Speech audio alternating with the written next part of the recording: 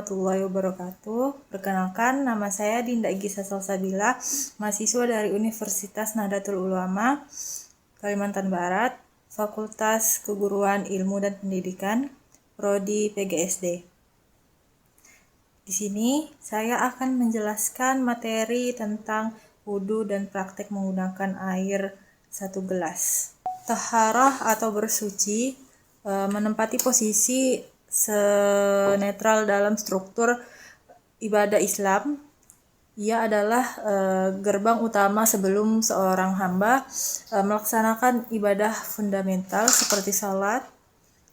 Wudhu sebagai salah satu bentuk taharah dari hadas kecil, bukan sekedar ritual fisik membersihkan anggota badan, melainkan sebuah proses spiritual untuk mempersiapkan jiwa agar layak menjadi sang khalik. Filosofi wudhu sangatlah dalam. Ia bukan sekedar membersihkan fisik, tetapi juga membersihkan spiritual. Anggota badan yang dibasuh yaitu termasuk wajah, tangan, dan kaki adalah anggota badan yang paling sering terpapar dosa atau lisan di wajah, perbuatan di tangan, dan langkah di kaki. Kedudukan dan landasan hukum.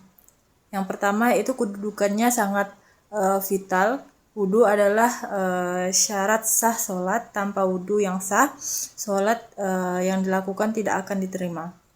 Dan yang kedua, landasan hukum utama atau dalil nakli. Kewajiban wudhu adalah firman Allah Subhanahu wa Ta'ala. Larangan israf atau berlebihan dalam penggunaan air. Islam adalah agama yang sangat menekankan segala bentuk pemborosan atau israf dan pembuatan berlebihan atau wulu. Perilaku israf dikecam keras, bahkan Allah menyebut pemboros sebagai saudara syaitan dari Quran surah Al-Isra ayat 27. Larangan israf ini berlaku universal, termasuk dalam ibadah murni seperti wudhu. Peringatan paling keras datang dari hadis Nabi SAW ketika beliau melihat Sa'adah bin Abi Waqqash berwudu dan menggunakan banyak air. Panduan praktek wudu dengan air minimal 1 gelas atau sama kurang lebih 300 ml. Yang pertama, persiapan. Siapkan air dalam gelas kurang lebih dari 300 ml dan letakkan di tempat yang stabil. Yang kedua, niat dan basmalah. Hadirkan niat dalam hati, lalu ucapkan bismillah. Dan yang ketiga, telapak tangan, kumur, hidung, itu sunnah. Dan yang keempat itu tuang air, misalnya 1-2 sendok makan dari gelas ke telapak tangan kanan. Dan yang kelima, gunakan untuk membasuh kedua telapak tangan sebanyak 1 kali.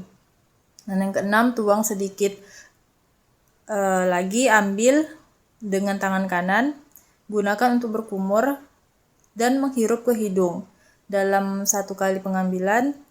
Ini cara menggabungkan sunnah untuk hemat. Yang ketujuh, wajah atau rukun 1. Yang kedelapan itu tangan kanan atau rukun 2. Yang ke-9 itu tangan kiri atau rukun 3. 10 itu kepala atau rukun 4, dan telinga atau sunnah.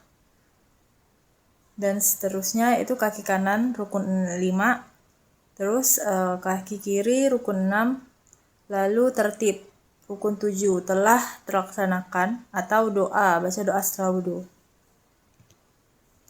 Kesimpulannya adalah wudhu adalah ibadah sentral dan syarat sah salat yang memiliki landasan hukum kuat dalam Al-Quran, Quran surah Al-Maidah ayat 6 dan hadis. Keabsahan wudhu ditentukan oleh terpenuhnya 6 rukun: niat, wajah, tangan, kepala, kaki, dan tertib. Bukan oleh banyaknya volume air yang digunakan. Syariat Islam secara tegas melarang perilaku israf atau berlebihan dalam segala hal, termasuk saat berwudu di sungai yang mengalir deras sekalipun. Sekian penyampaian materi saya kali ini. Apabila ada salah kata, mohon dimaafkan. Wassalamualaikum warahmatullahi wabarakatuh.